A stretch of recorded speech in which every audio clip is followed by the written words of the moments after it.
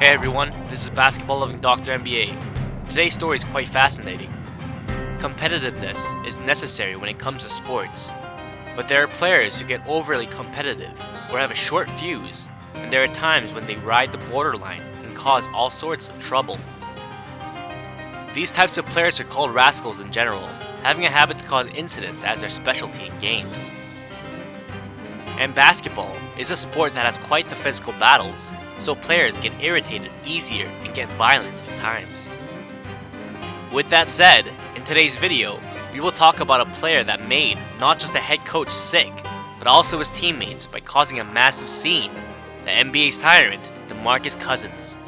At a somewhat threatening height of 6'10", he would get aggressive or hit opponents in the head if they were slightly to get under his skin.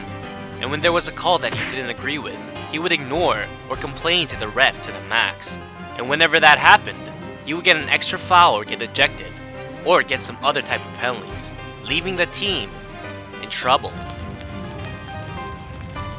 And unfortunately, there was no one to control his temper. We will look into what the reasons are and how the story of a rascal ends in this video.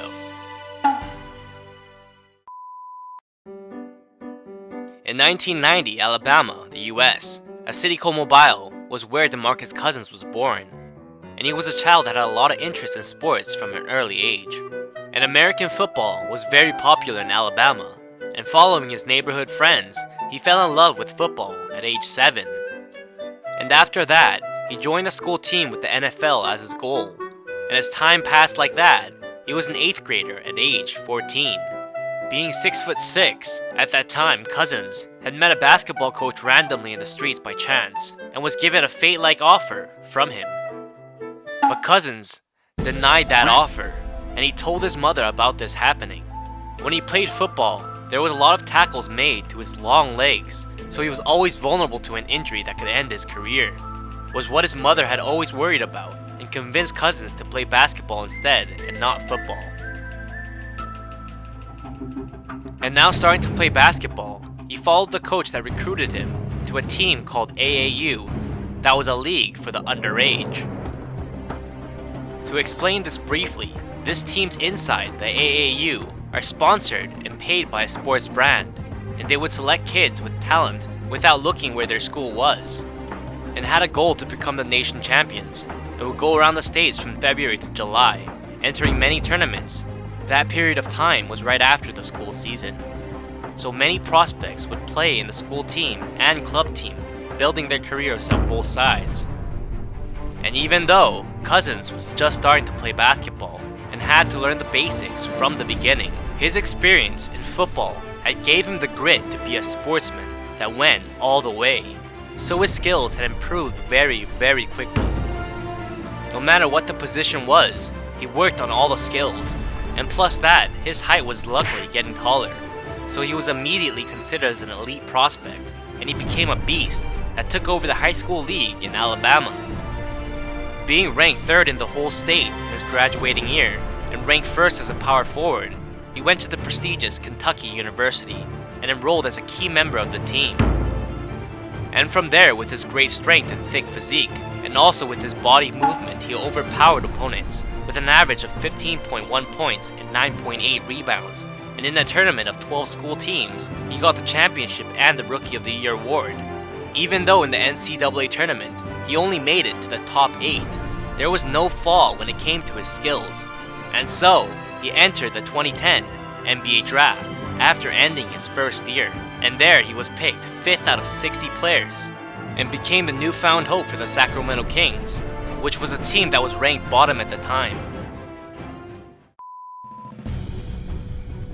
Being a starting member from the beginning, Cousins, with a height of 6'10" and a thick physique, had also a wingspan of 7'5". So as a center that has to take care of the paint zone, he had already had what was needed with his physique. Because he was so strong, whenever Cousins backed up against players, the opposing big men were very pressured against him. And not just that, he had great fakes and footwork, and he was very flexible. So no matter how tough the defender was, he would always find a way to get the ball into the net. and he had many skills in his repertoire ever since he was young, so he would not just get points in the paint zone, but also from a long range. Most centers in the league usually have a rough shot touch, but for Cousins, it was the complete opposite. And with a tall height, he also had a great art to his shot, so the opponents he faced could never underestimate or rest against him. But if that was all Cousins could do, then guarding him would not be that big of a problem. But he was unique, enough to be not considered a center, because of his steady ball handling and difficult variations of dribbling skills that he had in his repertoire. And because so, Cousins would fake out the opponent with a shot fake and was comfortable with driving him for points, and in the process of finishing, even if there was a tight pressure on him, he would focus up and shot in whatever way to successfully get the point or get the foul. And because he was so confident with his dribbling, and with that he had many offensive skills that could be used, he would twist his body around for a spin move, and he would confuse the defenders by using jab steps as fakes. And even while he was dribbling, with his enormous body, he would use a step back jump shot.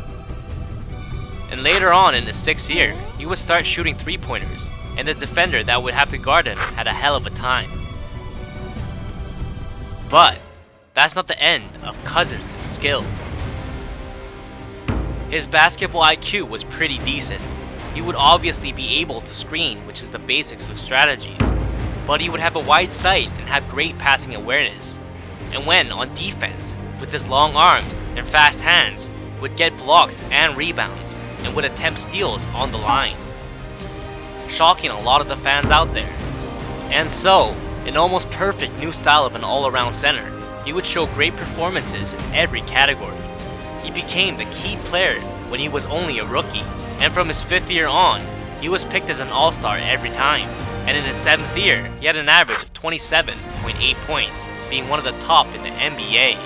But even with the fact Cousins had grew so well, the Sacramento Kings, one day, sent Cousins to a different team.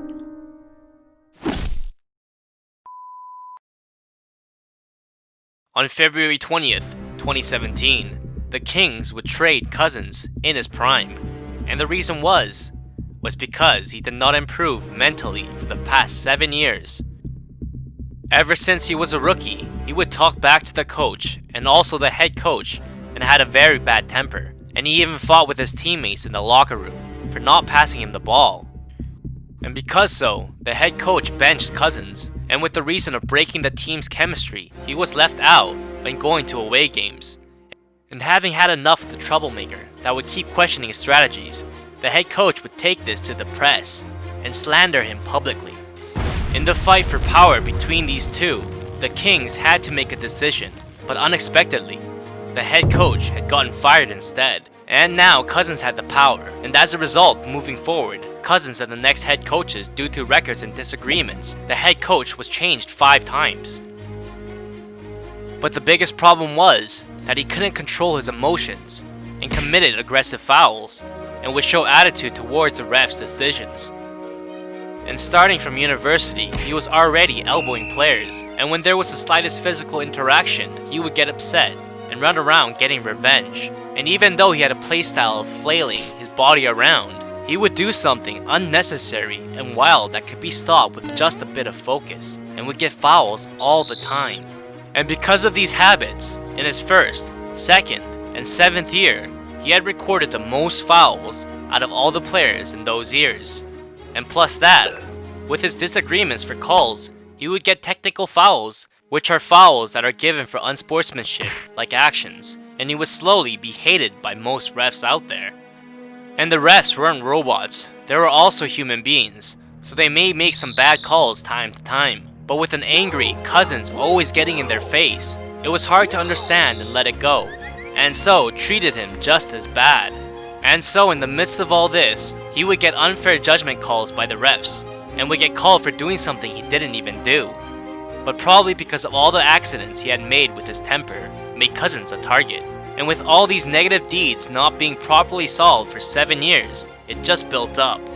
And not being able to enter the playoffs and being a low-ranked team, the Kings decided to cut off what was rotten and traded Cousins for pretty much nothing. With his feelings hurt, Cousins had entered the New Orleans Pelicans. In the satisfying years he had in the Kings, he had a happier time playing for the Pelicans. And even though this team was also a team that was not going to make the playoffs, they had the best big man in the NBA at the time, Anthony Davis. And he also went to the same university as him, and so they had great chemistry right off the start. And they were both all-around players, so they weren't having any problems with positions and were free, and would go back and forth in the paint zone and out. And having teamwork, especially with Cousins comfortable shooting mid-range shots, it was nice for someone else to get the rebounds. And this synergy got improved in the 17-18 season, and as a result, Cousins had an average of 25.2 points and 12.9 rebounds and 5.4 assists, and had a 35% three-point shot success rate, which was high for a big man. And of course, he still had anger issues, having temper tantrums, but compared to his Kings days, it was much less, and his personality slightly had gotten better. Anyways, with Anthony, Cousins had showed great performance, and for the first time in the All-Star team, he wasn't a bench member, but a starter, and also had the chance to make it to the playoffs for the first time, and it was right in front of his eyes. But just then, in a game with 15 seconds to go, Cousins would try to get the rebound for a missed free throw and rupture his Achilles tendon. And he tried to get up, but his foot wasn't functioning, so he had to drag his foot out, and it was very serious and he left the stadium. It was stated that he would not be able to play for at least a year. An Achilles injury cuts a player's physical ability in half, so with his free agency coming up, his worth was so low that no team wanted to take him in. With the season ending, there were no offers given to him, and Cousins was left unemployed, and in desperation he called many teams, saying that he would take 1/3 of what he had made before and begged them to use him as a player. And his offer was rejected by all of them because of the time needed to recover. But just then, looking for their third championship, the Golden State Warriors gave Cousins an offer.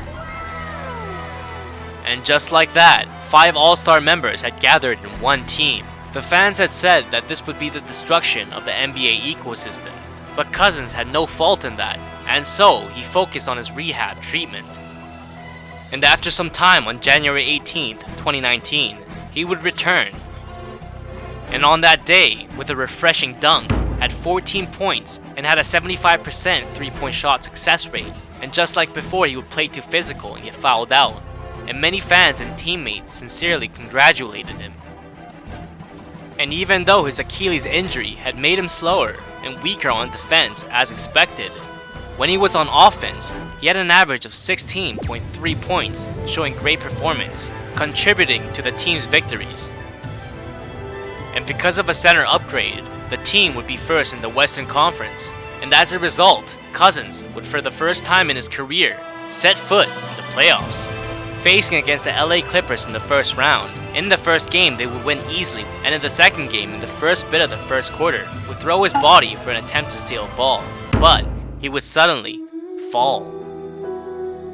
And the reason was because he had fractured his femoral trice, and the playoffs he had waited for so long had come to an end, and because he was so frustrated by this, he had really bared down and focused on his rehab treatment. And luckily, he would get better in time to play in the final game, but his body had gotten so weak that it was hard to find the old Cousins that played back when.